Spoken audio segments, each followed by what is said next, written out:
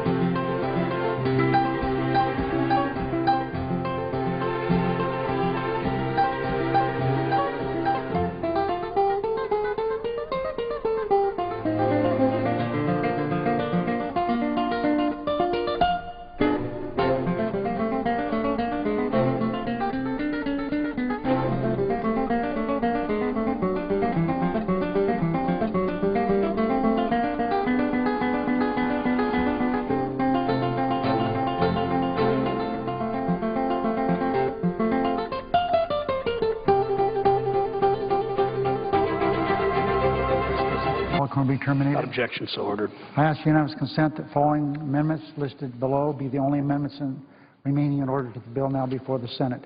S. 2038. Lieberman 1482, Paul 1484, Paul 1487, Lieberman, and which is a side-by-side with Shelby, which is 1491, Shelby 1491, as modified. Lieberman side-by-side to Paul, that's 1485, Paul, again 1485, as modified, executive and judicial. Collins side-by-side to Boxer, Boxer Isaacson, Portman, at Boxer Isaacson's 1489, Portman 1505, Enzi 1510, Blumenthal 1498, Toomey McCaskill 1472, Inhofe 1500, McCain 1471, Leahy Cornyn 1483, Coburn 1473, DeMint 1488, Grassley 1493, Brown of Ohio 1481, as modified.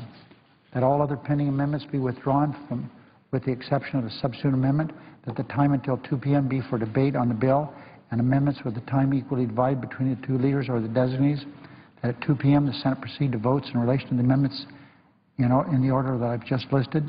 There be no amendments or points of order to any of the amendments prior to the votes other than budget points of order, that the following amendments be subject to a 50-vote affirmative threshold.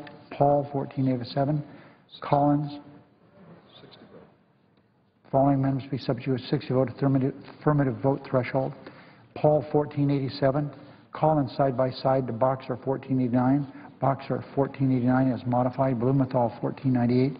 Toomey and McCaskill, 1472. Inhofe, 1500. McCain's, 1471. Leahy, 1483. DeMint, 1488. Grassley, 1493. Brown, 1481. Further, that the Coburn Amendment or 1473 be subject to a 2/3 affirmative vote threshold, that there be 2 minutes equally divided in between the votes, that all after the first vote be 10 minutes in duration, that upon disposition of the amendments listed, the substitute amendment as amended, if amended, be agreed to, and the Senate then proceed to vote on passage of the bill as amended. Is there objection? Mr. President, I would... Objection so ordered. Majority Leader. Mr. President, I would say the mere fact that we now have rights to vote doesn't mean people have to have recorded votes. There are other ways of either rejecting or approving votes. So I would hope that people would talk to the Senators Lieberman and Collins to find out if there needs to be a recorded vote on these matters, and I appreciate very much both sides' cooperation on this. Mr. President.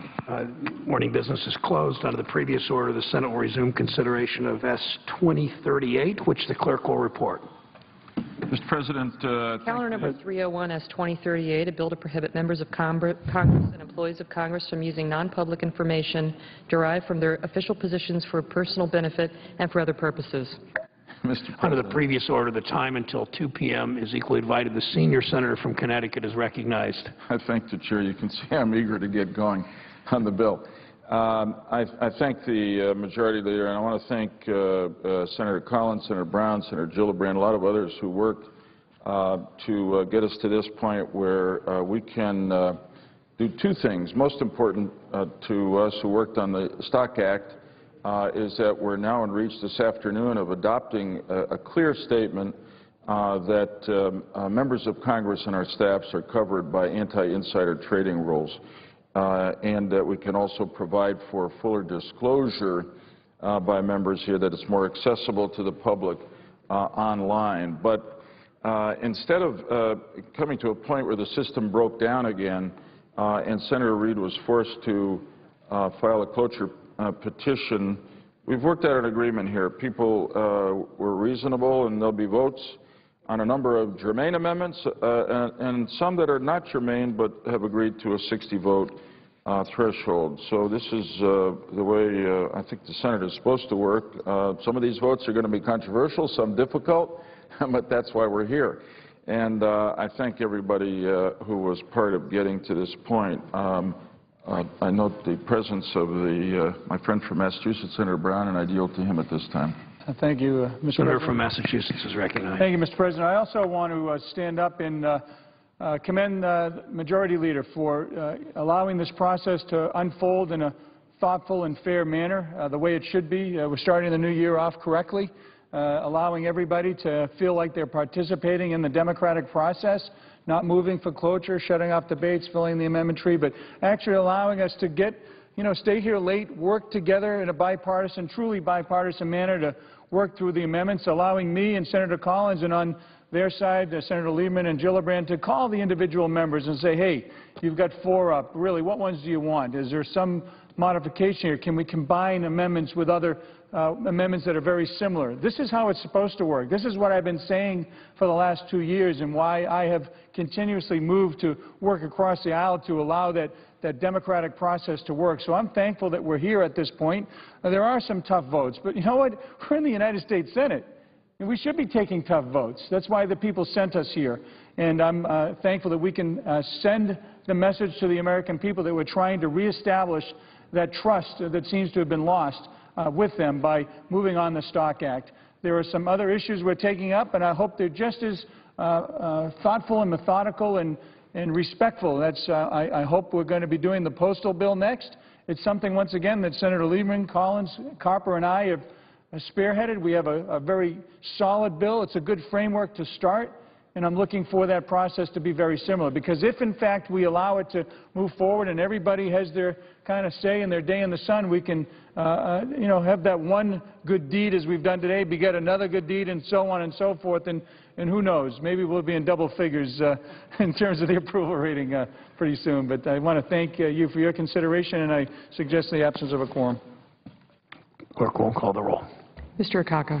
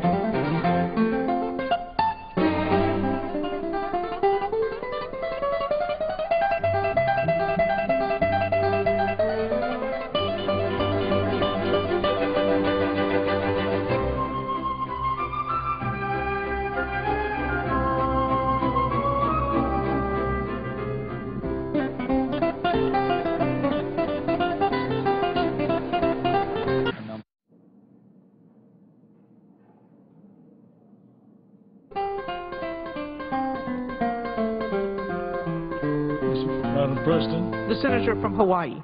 I ask that the quorum call be rescinded. Without objection. Madam President, I rise today to speak against the Toomey Amendment that would impose a permanent ban on congressional initiatives or earmarks.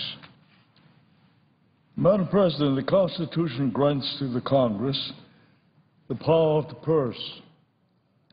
There is no authority more vital to the separation of powers than the one that prevents the executive branch from directly spending the tax dollars collected from its citizens. Depriving the Congress of the ability to direct money to specific projects does not save money or reduce the deficit. It simply gives additional power to the President and weakens the legislative branch.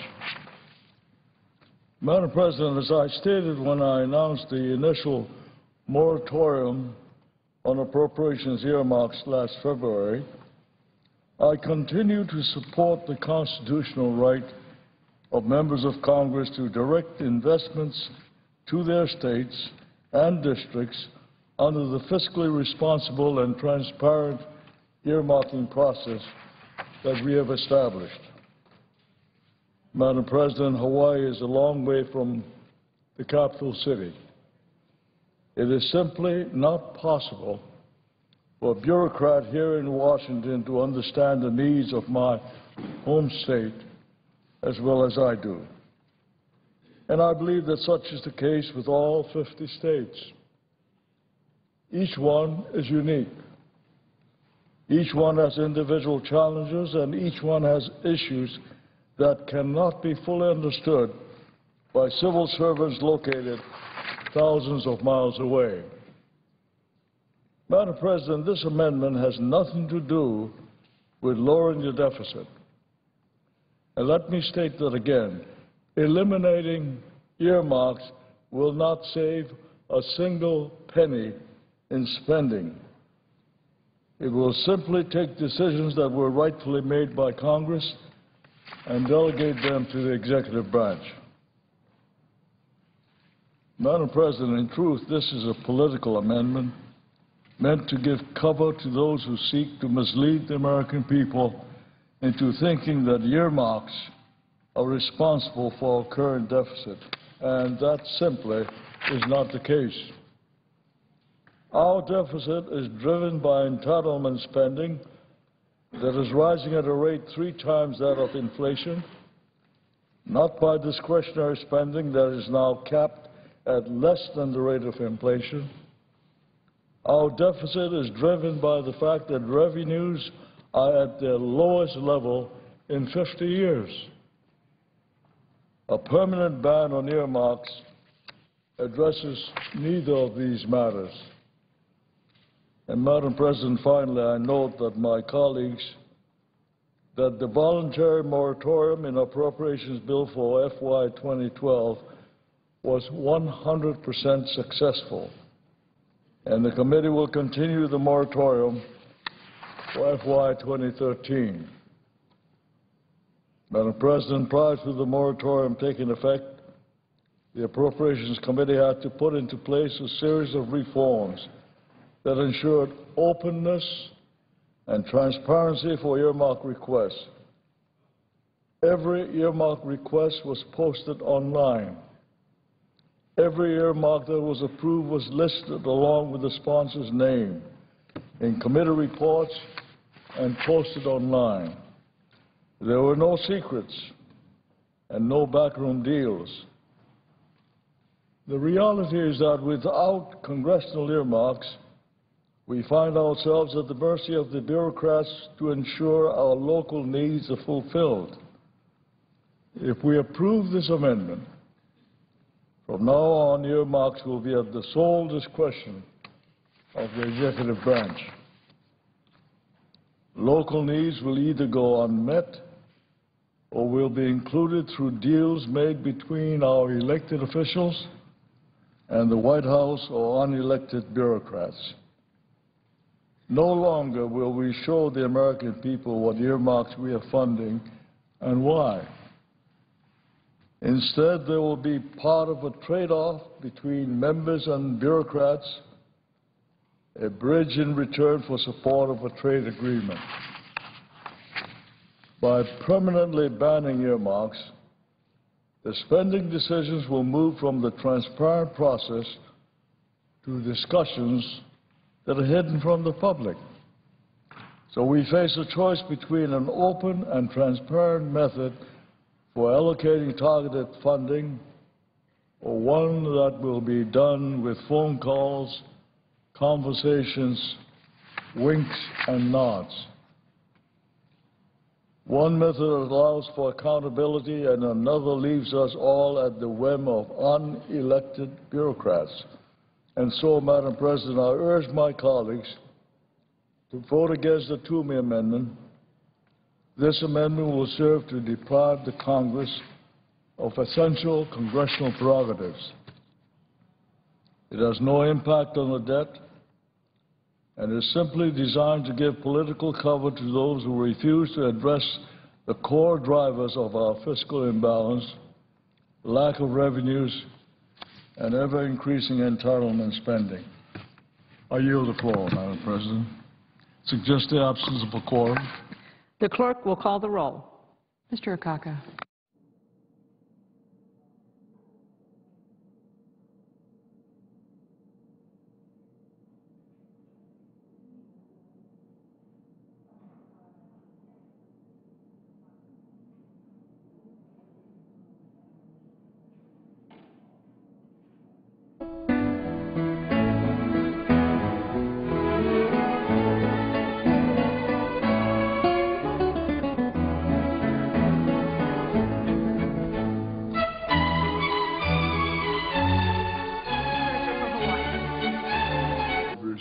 Without objection. Madam President, on behalf of the leader, I ask consent that any time spent in quorum calls be equally divided between the two sides. Without objection. I thank you, Madam President. Suggest the absence of a quorum. The clerk will call the roll. Mr. Akaka.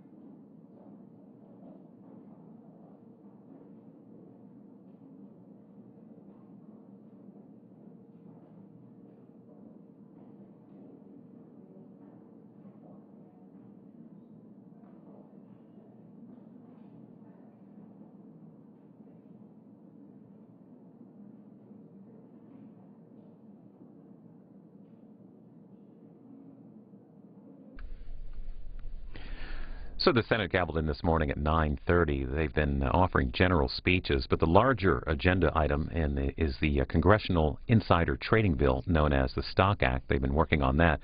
along with general speeches. We began the day with 21 amendments, and as we heard just a short time ago from Majority Leader Reid, a deal has been reached to limit the number of amendments offered.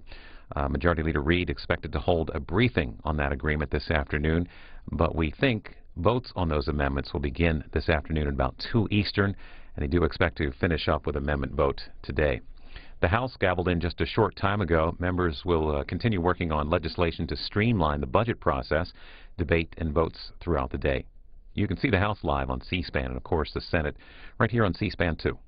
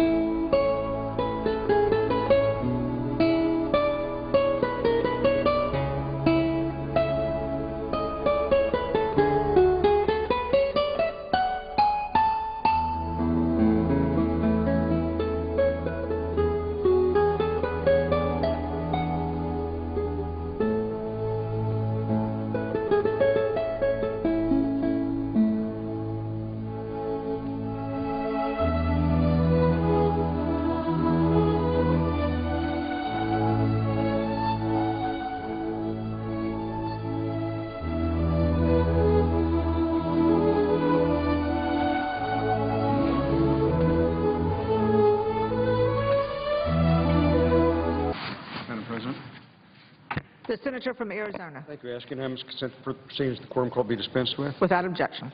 Madam President, I rise to speak on the pending Toomey amendment, an amendment that we'll be voting on here after a little bit, number 1472, known as the Earmark Elimination Act. And I thank Senators Toomey and McCaskill for continuing this important discussion and commend them as well as numerous other senators, including my colleague from Arizona, Senator McCain, and Senators Coburn and Dement, who have championed reforms to Washington's earmark culture.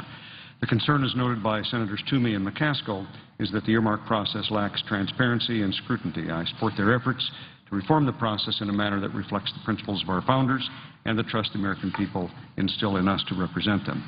I would like to confirm, Madam President, that this effort does not restrict Congress's ability to protect the American taxpayer from unnecessary expenses and significant legal exposure. In certain situations, the United States is required to fulfill legal obligations. For example, the United States must resolve water rights claims that American Indian tribes assert against the United States and other water users within an affected state. In those instances, as is common in other litigation, it is in the interest of the United States and the American taxpayer to limit ongoing legal exposure by settling the tribe's water rights claims. Effectuating the terms of such a settlement requires congressional review and approval. Congress will undoubtedly employ the searching scrutiny required to understand whether the settlement is in the best interest of the American people. Such settlements, however, are not amenable to a formula-driven or competitive award process. Rather, the settlements must be addressed and negotiated if and when the claims are asserted against the United States. Congressionally enacted Indian water rights settlements have not previously fallen within the earmark moratorium. In that vein, I want to confirm with my colleague from Pennsylvania that the Earmark Elimination Act does not restrict Congress's authority to protect taxpayers by limiting the United States' exposure to similar legal challenges. Madam President. Pennsylvania. Thank you, Madam President. The senator from Arizona is absolutely correct. The Earmark Elimination Act is not intended to preclude Congress from effectuating legal settlements such as Indian water rights settlements that resolve claims against the United States. This body must maintain its ability to avoid costly litigation and to limit the United States' legal exposure in a manner that ultimately benefits American taxpayers. Madam President. From Arizona. I thank my colleague from Pennsylvania, and I concur with my colleague in expressing a commitment to ensuring that these positive efforts to reform the earmark process do not result in an unintended consequence whereby Congress's efforts to settle legal claims against the United States are subject to a point of order. I thank my colleague from Pennsylvania for his efforts and note the absence of a quorum. The clerk will call the roll. Mr. Akaka.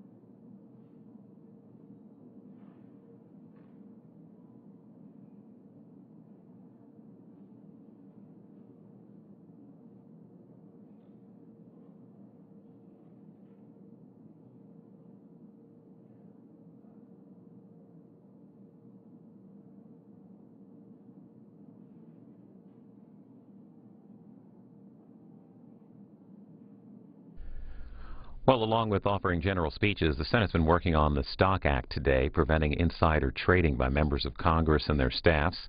Majority Leader Reid has announced that a deal has been reached limiting the number of amendments offered, and a short time ago, Senate Democrat leaders held a briefing to offer details of that agreement.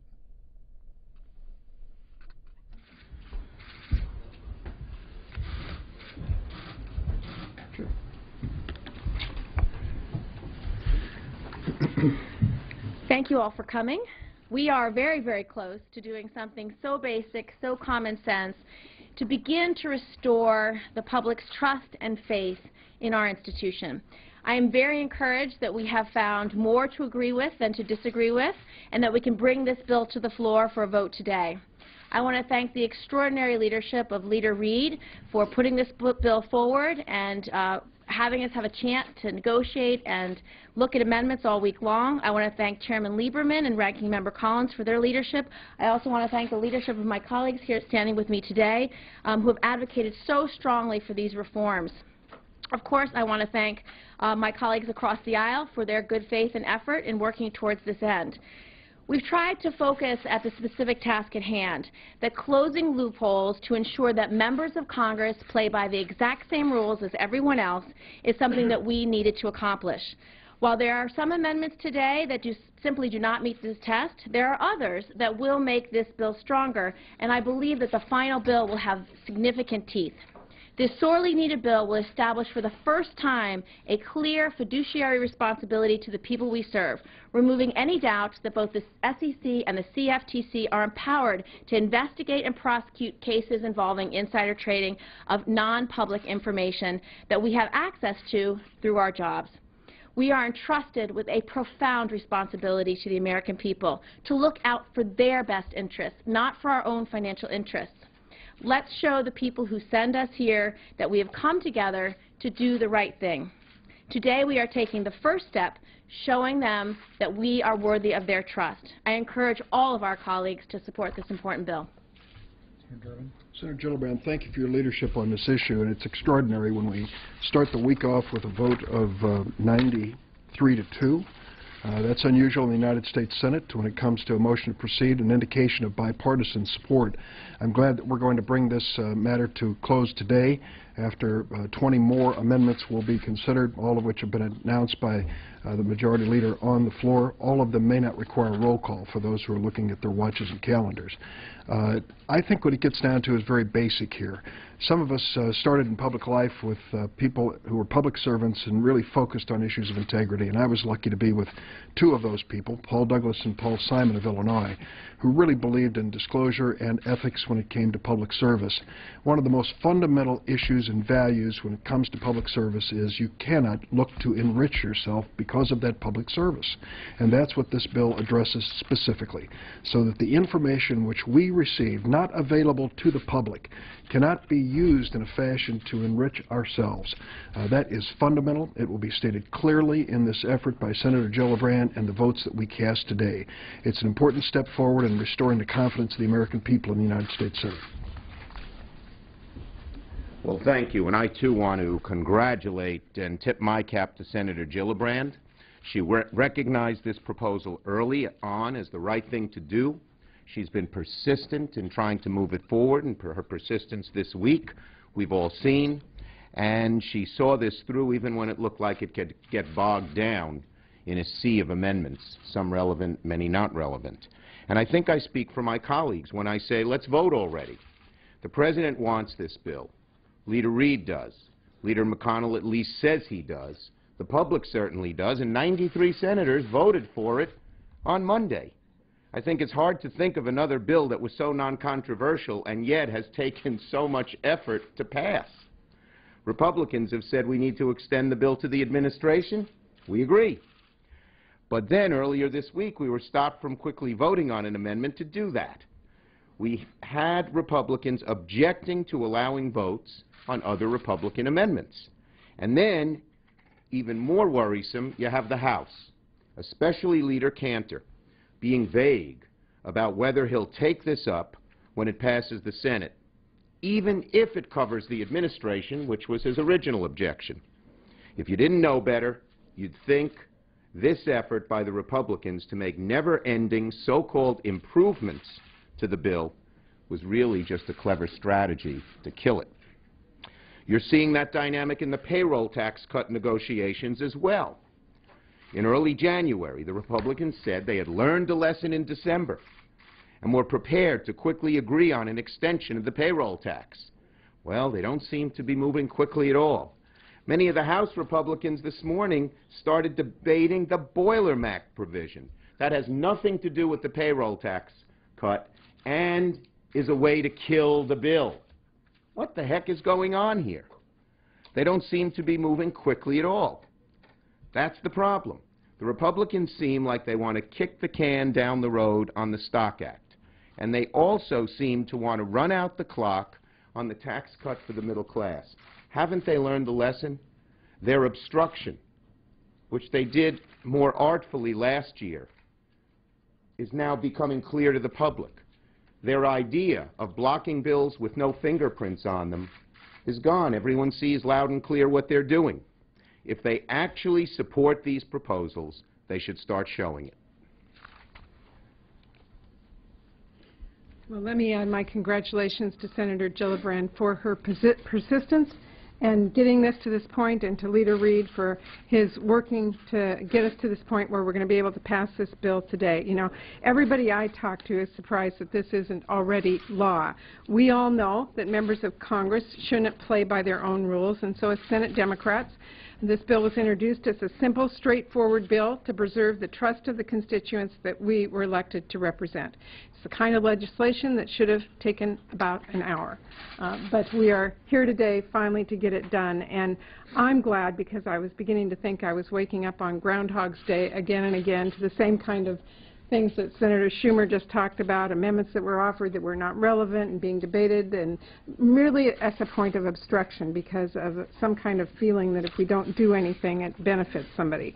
So we are on the right step here. We'll get this bill done, and I really hope that this sets us on the path to begin to get bills passed out of Congress that really reflect the needs of the American people, putting people back to work, creating jobs, and getting this economy back on track again. Senator Gillibrand, when she practiced law, this was one of her areas of expertise, corporate law, securities. So she was the right person to do this. And I admire what she's done and how it's been accomplished. The senator from I also Oklahoma. want here to throw a bouquet to Senator Lieberman and without to objection. As unanimous consent, I be recognized as if in morning business. Without objection. Time as I shall consume. Thank you very much, Madam President. We're going to have a number of votes on amendments this afternoon. And I think it's important that we kind of look at this in historic perspective. And Madam President, I ask unanimous consent that at the conclusion of my remarks that the senator from Ohio be recognized for such time as he. Without objection. I can remember back in 2007, and I'm referring to the amendments. And the meaning of the amendment, of the Toomey amendment that will be coming up, I think is very significant, because as most people think in earmarks, yeah, we want to do away with this. And I'm the first one to admit that there have been a lot of abuse of the earmark process, and I don't want to take sides between authorizers and appropriators, but I can remember several times sitting down here on the floor when appropriation bills are coming through, when people are legislating on appropriation bills, when they're swapping out deals. And this is the kind of thing that we want to stop. And I think we have an opportunity to do that today. I have an amendment that it's my understanding the way the amendments are stacked up, there's going to be a vote on the Toomey amendment, then a vote on my amendment. Let me kind of go back and talk a little bit about how long we've been working on this issue. Way back in 2007, I gave a talk to the Grover Norquist group that was on July 25th of 2007, that I gave the history, the Senate history of the both the long 200-year fight between appropriators and authorizers. In 1816, the responsibilities for authorizing versus appropriating have been been debated. And in that year, the Senate created the first 11 permanent standing committees. Now, I think most people understand that we in the United States Senate, each one of us is on at least 2 standing committees, and many of these are authorizing committees or appropriating committees. Mine happen to be authorizing committees. My 2 major committees that I've been on since I've been serving in the Senate are the Senate Armed Services Committee and the Environment and Public Works Committee. Both are authorizing committees. Now, what's significant about this is that there's always been a fight. This isn't a new fight. People think, well, this is just going on today. This has been going on for literally for years, since 1816. And in 1867, the Senate created the Appropriations Committee, and the purpose of that was to have the Tax Writing Committee put in the Finance Committee, and then have the Appropriating Committee as a separate committee. Keep those functions divided. Here it is now, you know, a couple of hundred years later, and we're still trying to do the same thing. And today may be the day that we can do it. And my amendment actually would do that. In 1921, the Senate passed. I'm reading notes right now from the speech I made in 2007 at the Grover Norquist event. The Senate passed in 1921 the Budget and Accounting Act of 1921. The Senate tried to ensure that authorizing had to take place in a separate committee. There we go. That's what we're talking about today. And my amendment actually resolves the problem because it says it defines an earmark as an appropriation that hasn't been authorized. In a minute, I'm going to talk about that because there's a lot of support for that currently that should be considered. Well, let me kind of say and use my committees as an example. If we were to do away with all earmarks as they are described in the House bill, the earmarks would actually would be defined as any appropriation or authorization. Now, that gets into the huge question that we'll talk about in a minute, what our Constitution says. It says that we in the House and the Senate should do the spending or the appropriating. And this has been this way for a long time, and I'm hoping that members will go back and read Justice Story and some of the great people in the past who have talked about why it's necessary for all the authorizing and the spending to take place in this body, in the Senate and in the House. Now, if that doesn't happen, we're going to be in a position where we are giving to the President our function. We're ceding our constitutional obligation to the President, in this case, President Obama. Back in the time I was making this speech initially, I talked about such things, and I mentioned this on the floor yesterday. Let's take, a lot of people don't understand. The budget that comes to us is a budget from the President. It's not from Congress, not from the House, not from the Senate, not from the Democrats, not from the Republicans. It is from the President. And the President's the guy that sends the budget down. I'm so critical of this President because every one of his budgets now, we've just gotten the 4th budget, have a deficit of over $1 trillion, unheard of. I can remember back in the days when in 1996 was the first $1.5 trillion budget, and that was during the Clinton administration. I can remember coming down to the floor and saying we can't sustain this level of spending. Well, that was $1.5 trillion to run the entire United States of America. What President Obama has sent down is $1 to $1.5 trillion in each of his budget, just deficit alone. And so, obviously, we can't continue to do that. But when the budget came down, the example I used yesterday, I'm in the Armed Services Committee. It's an authorizing committee. It's a committee that's staffed with experts in every area, missile defense, strike fighters, all the things that having to do with defending America. And, of course, when the budget comes down, historically, you know, I'm talking about historically for 100 years or so, we have taken that budget and we've analyzed that budget. And the chair is fully aware of this because she sits on that committee. And we determine what is the best way to spend that given number of dollars that come down in the budget to best defend America. And the example I used yesterday was in one of the first budgets that came down. I think it was the first budget from President Obama. It had one item that was a $330 million item that was for a launching system that was referred to as a bucket of rockets. A good system, I might add. But with the scarce dollars, we made a determination in the Armed Services Committee that we could take that same $330 million and instead of spending it on a launching system, spend it on 6 new F-18 strike fighters, aircraft. And we did that. And that's what we should be able to do. But if you have an earmark ban, then you wouldn't be able to do that. It depends on how it's going to be interpreted, but the way I interpret it, it would mean that we can't change what the President sends down because that would be called a congressional earmark. Some might argue and say, no, it's only if it happens to be in your district or something like that. That's not what it says, though. The way it's defined is anything that would be an authorization or an appropriation. So there we had the example there on the Armed Services Committee, and one of the unintended consequences would be, and I'll just use this as an example. I can remember back in the days, I'm old enough to remember back when Reagan was president, and nobody believed that we would ever have a problem with people sending over a missile with some type of a weapon on it that would be very destructive to America. Nor did they believe it'd be possible if a missile's coming in that we could knock down that missile. Well, we now have settled that. Everyone knows you can hit a bullet with a bullet. We've done it before. We're doing a good job. And we also know that after having gone through 9/11, that we should have at the very top of our concern as representatives of this country to defend America and to have an enhanced system. So we had a policy that we wanted to have a redundancy in all 3 phases of missile defense.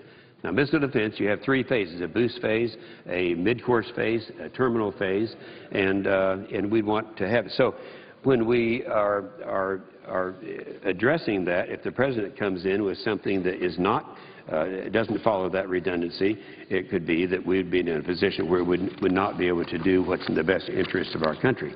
I could use the same example in the Transportation Committee that I sit on, but I would only say this. I'm not the only one who believes that when we say we want just an outright ban on all spending, and that's what we're saying, if we're outright ban on all spending, there's an article that I took out of the Hill magazine that would have been about 3 or 4 years ago, saying lobbyists hitting up federal agencies as earmark rate drops. In other words, as we quit spending here, it doesn't save a cent. That money goes back into the bureaucracy, and they are spending at that point. So that puts us in the position of admittedly, they're talking about they are actually lobbying the bureaucrats as opposed to members, because that's where all the power is. In other words, we have ceded that power. And I can see a lot of the Democrats wanting to pass an all-out ban on congressional earmarks because they're supporting Obama. And Obama wants to do the spending. They want him to do it. I understand that. And I heard from some of the Democrats who don't agree with that, and I appreciate their making that statement on the floor.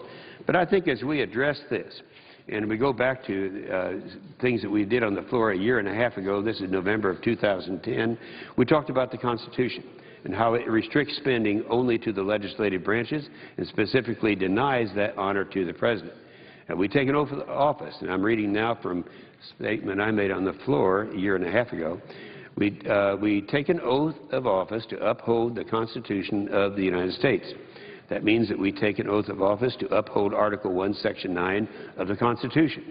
And what does that say? That says that the spending in our government should be confined to the legislative branch. That's us. And as you go and look in the Federalist Papers and talk about this, it's over and over again. The judges, without exception, have reinforced this as the obligation, the constitutional obligation we have. Sometimes I miss Senator Bob Byrd more than other times, and this is one of the times I do. I could hear him right now standing on the floor saying, why is it we're giving up our constitutional right? He was the Constitution. Remember, he used to carry around the Constitution. He'd hold it up. And I wish you were here today so he could talk about Article 1, Section 9 of the Constitution and how we are ceding that authority to the President. I mentioned yesterday that one of the problems I have is on a permanent moratorium without a definition of what an earmark is. is one of the problems we have in giving the President and ceding our authority to him. There's no better example. A lot of us got quite upset in this body when the President had his $800 or so billion stimulus plan. Remember the stimulus plan that didn't stimulate and it spent all this money? And when he signed it, he was talking about how this is going to stimulate. As it turned out, by the way, only 3% of that went into roads, highways, and so forth, and only about 3% into defending America. But when he signed it, this is a quote that President Obama, he said, quote, "What I am signing then is a balanced law with a mix of tax cuts and investments. It's been put together without earmarks and or the usual pork barrel spending." Where's that new list that we have today? Earmarks. So anyway, we had such examples of earmarks. And in fact, I remember when it was Sean Hannity on his program, he had the 102 most egregious earmarks. In those earmarks were $219,000 to study the hookup behavior of female college co-eds in New York, $1 million to do fossil research in Argentina, $1.2 million to build an underpass for deer crossing in Wyoming, and all of these 102 egregious earmarks, and not one of them was a congressional earmark. They're all bureaucratic earmarks. We ceded that so that the President, through our action, was able to do all those things that he couldn't otherwise do.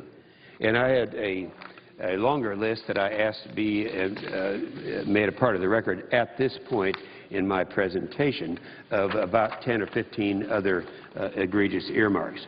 So as it turned out, the President was the one who did the earmarks of the $800 billion stimulus program. Again, getting back to Article 1, Section 9, no money shall be drawn from the Treasury, but in consequence of appropriations made by law. Law, that's us. We're the legislative branch of government. That's what we are supposed to do. And I think everyone understands that. And it's unintended. I know a lot of people, and a lot of people out there would be rating a vote and saying, well, we want to kill all earmarks, without stopping to think that that is all spending, and that's our constitutional duty. So I would say that if we continue on making permanent and current moratorium on congressional earmarks, then we're limiting our ability to govern with the President. If all we are doing is handing the President pots of money and requiring that he have competitive grants to disperse the funds, then we're really just washing our hands of the outcome. There's no light or transparency inherent to the federal grant-making process. So what we're doing is giving up our constitutional responsibility and ceding that to the President.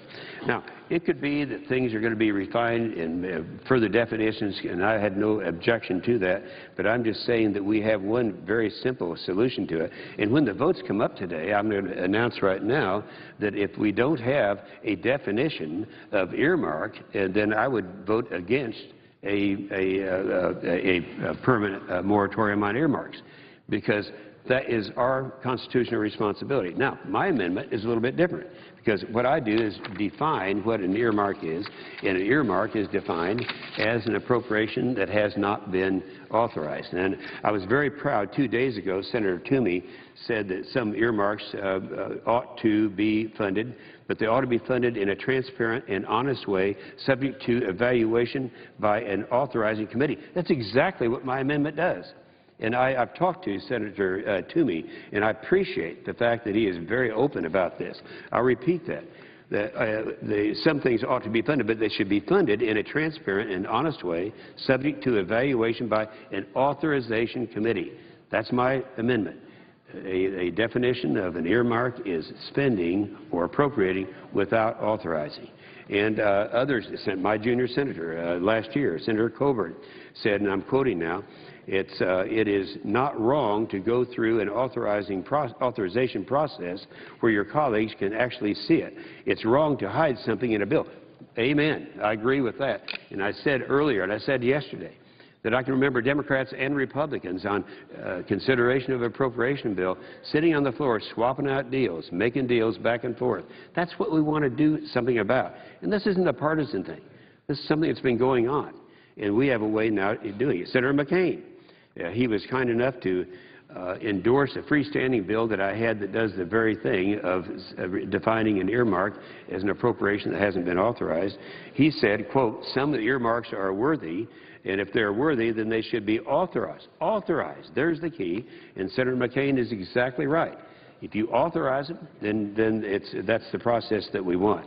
And when an earmark is considered by an authorization committee before it's appropriated, real transparency is brought to the fact. In fact, I remember it was Senator Coburn who said on the floor, and this is about a year and a half ago, he agreed with me and said that one good thing about requiring an authorization before an appropriation is that then if it's a bad one, we have two chances to kill it. He's right. Senator Coburn is right. We can kill it in the authorization phase, or we can kill it in the appropriation phase. The example that I used is a good example in terms of what we in the Armed Services Committee should be doing and are not doing. But I would say to you that this afternoon, when we have these votes, it's my understanding we're going to have around 20 votes.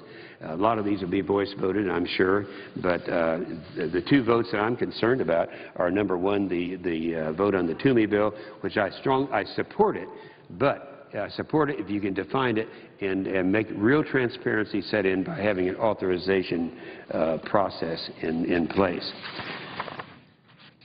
So I just would only say that let's go back to the Constitution. Let's go back to the statements that were made by, as I mentioned, Senator Toomey, Senator McCain, Senator Coburn, that we want transparency, but we don't want to cede the power, our constitutional duty as members of the Senate to the executive branch. I know some in here would probably want to do that. Some are stronger supporters of Obama than I am. I'm very critical of what Obama has done. In terms of the deficits, which we've already talked about, in terms of what he's doing to the military, some $1 trillion over a period of 10 years would be taken out of our military. When you add his budgets to the sequestration, that's something that shouldn't happen. Energy. Right now, the President is going around talking about how he is for developing our energy in this country, and yet he is the obstacle to the development of that. He's the one who has in his budget various things that make it very difficult, if not impossible, to get our resources that we have out there in oil and gas. In fact, it's kind of humorous a little bit. It's very clever of him, but when the President, during his State of the Union message last week, was talking about wanting to exploit all of our natural gas and all of that, he slipped in a little phrase that hardly anyone heard. I know that Senator Boxer heard it because she was next to me, and we disagree on this whole issue. He said, yeah, we want to really go after all of this tight formation, all the shales that are out there, but we don't want to poison the ground at the same time. Well, what he's talking about there is hydraulic fracturing. If you take away hydraulic fracturing, as he's trying to do, and put that in the hands of the federal government, then you might as well say goodbye to all these tight formations. Oil and gas, we would not be able to do it. So I'm critical of him in that respect. In the fourth area, in addition to what he's doing to the military, the deficit spending, and what he's doing to energy in this country, is regulations. You know, I'm the ranking member of the Environment and Public Works Committee. With all of these MAC programs, MACT, that's Maximum Achievable Control Technology, he's trying to do away with, put emission requirements where there is no technology to get into that type of requirement. So it's very expensive. The other thing he's trying to do, and I know this is the most controversial issue among liberals and conservatives, and that is we were able to successfully stop this whole global warming cap and trade legislation that has been out there ever since we refused to ratify Kyoto, and made it very clear. There's one thing that nobody argues with. We know it's true. If you were to have legislation for cap and trade, the cost would be between $300 and $400 billion a year. And we know that that's true because that's come from MIT, it's come from CRA, it's come from the Wharton School. And so that's the range that they talk about. However, now this President is trying to do by regulation what we have voted down in legislation. Right now, in this body of 100 senators, there are more, at the very most, of 25 members of the Senate who would vote for cap and trade.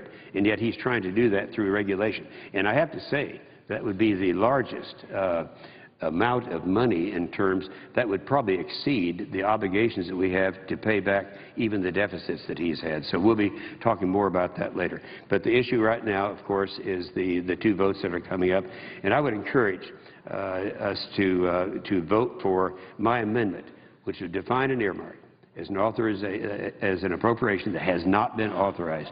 And I've read to you quotes from virtually everyone in here who would agree with that, except for those individuals who want to cede this power to the President of the United States. With that, I yield the floor, and I understand under unanimous consent that Senator from Ohio would be the next speaker.